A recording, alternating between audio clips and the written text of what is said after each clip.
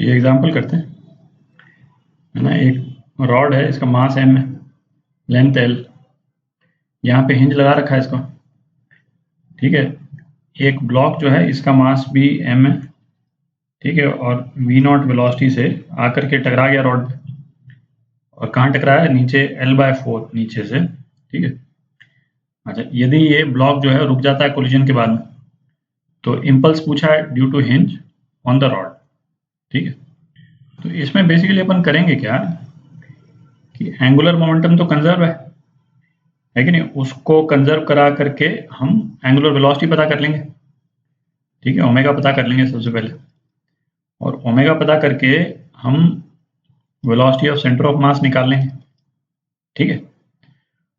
और फिर आप देखिएगा कि जो इनिशियल मोमेंटम है, अच्छा मोमेंटम तो लीनियर मोमेंटम तो कंजर्व नहीं होता है, वो तो हम देख चुके हैं पिछले वीडियो में, ठीक है। तो फिर हम देखेंगे कि इनिशियल मोमेंटम और फाइनल मोमेंटम में डिफरेंस कितना है इस सिस्टम के, ठीक है। सिस्टम मतलब ब्लॉक और रॉड का कॉम्बिनेशन। तो इनिशियल और फाइनल मोमेंटम में जो डिफरेंस होगा वो इम्पल्स ये हिंज जो है वो देगी, ठीक है, और उसका डायरेक्शन भी दिख जाएगा। हम इसमें मतलब जैसा अपन ने देखा था, चूंकि ये ब्लॉक नीचे से ज़्यादा पास में टकरा रहा है, तो चांसेस है कि हिंज का डायरेक्शन जो है ना, हिंज फोर्स का डायरेक्शन पॉजिटिव एक्स एक्सिस के डायरेक्शन में आएगा, है ना। करते हैं इसको। तो एंगुलर मोमेंटम तो कंजर्व है, पिछले वीडियो में देखा अपन ने, उस पर तो डिस्कस किया है। तो एल आई जो है वो एल एफ के बराबर। तो एंगुलर मोमेंटम हम कंजर्व करा रहे हैं इस हिंज के अबाउट, क्यों, क्योंकि हिंज के अबाउट जो है वो एक्सटर्नल टॉर्क 0 है, ठीक है।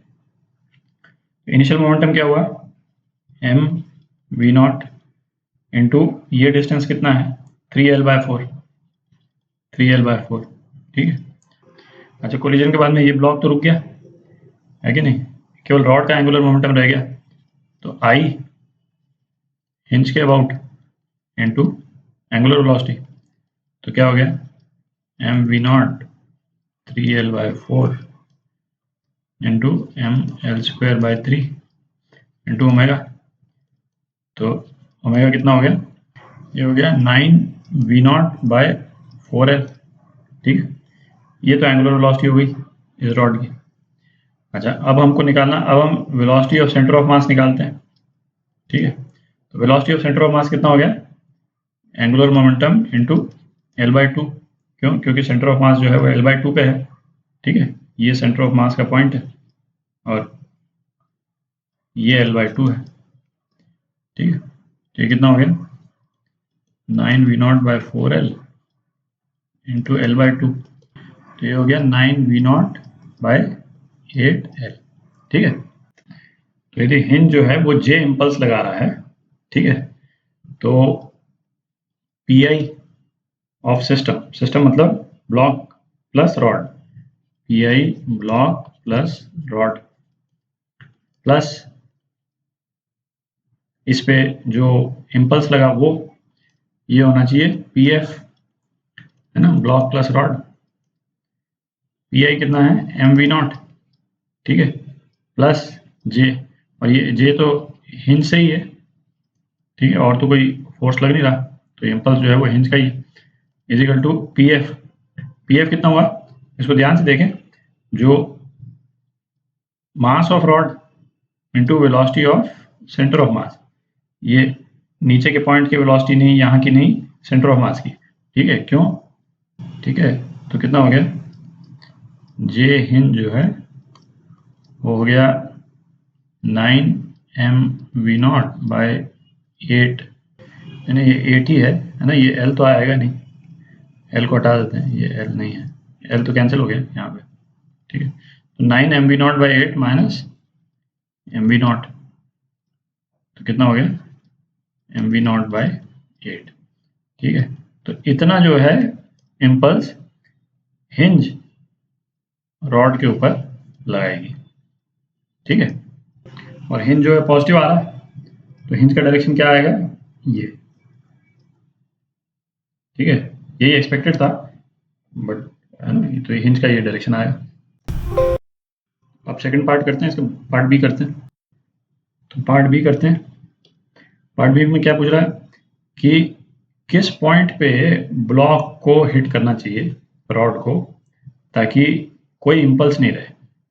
अपन ने इसके पहले वाले वीडियो में देखा था कि भाई इसका इम्पल्स का डायरेक्शन जो है पॉजिटिव से नेगेटिव की तरफ हो जाता है, डिपेंडिंग ऑन कि भाई ब्लॉक जो है यहाँ हिट कर रहा है या यहाँ हिट कर रहा है। तो इसका मतलब बीच में कोई एक पॉइंट ऐसा आएगा जहाँ पे जो हिंज का जो इम्पल्स है वो जीरो हो जाएगा। ठीक है, सपोज कोई पॉइंट है जो कि x डिस्टेंस दूर है हिंज से और वहां पे ब्लॉक टकराया। ठीक है, अच्छा यदि हिंज का इम्पल्स जीरो हो गया, इसका मतलब क्या हुआ, यदि j जीरो हो गया इसका मतलब ब्लॉक और रॉड के जो सिस्टम पे कोई एक्सटर्नल फोर्स नहीं काम कर रहा। तो इस वाले केस में क्या होगा, लीनियर मोमेंटम भी कंजर्व हो जाएगा। ठीक है, तो PI जो है PF के बराबर हो जाएगा। तो हमारा प्रॉब्लम और सिंपल हो गया। तो इसको करें, इनिशियल मोमेंटम क्या था, ये वेलोसिटी सपोज v0 से टकराता है mv0, ये किसके बराबर हो जाएगा, m velocity of centre of मास। ठीक है, तो ये रॉड का मास है यहाँ पे जो लिया है। ठीक है, pf जो है वो रॉड का मास है, दोनों का मास सेम दे रखा है। तो velocity of centre of mass of rod क्या हो गया, v0 के बराबर हो गया।